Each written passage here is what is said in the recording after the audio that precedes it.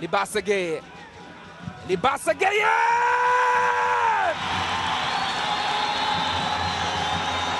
Bao la kikatili linafungwa hapa na attacking midfielder. Akawekewa pasi na Kibu Denis. Akahesabu, tazama distance aliyo shoot. Ni mbali kiasi lakini power shooting Libasege. What a goal! Ni msumari wa mote.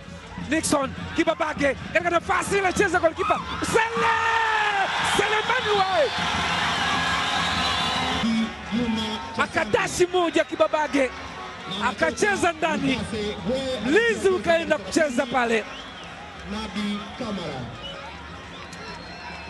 Selemani Wae pambana. Selemani Mwalimu kwenda kuiba pasi ya Anise Ura, anajaribu kuitenga. Libase anacheza.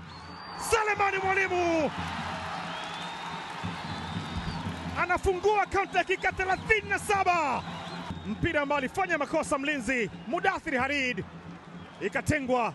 Libasege shambulizi zake liliokolewa lile, second ball inamkuta Selemani Mwalimu ambaye anamalizia.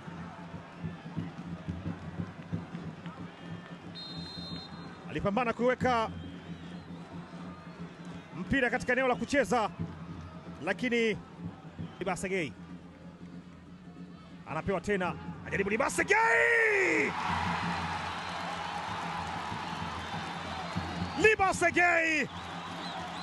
left footer magician, left footer maestro. Anise Ura alipasiwa kisha kaiacha njiani, pasi ya kisigino ile, mpira ambao ulidunda mbele Fabien na kwenda kumwandikia bao la pili Libasege.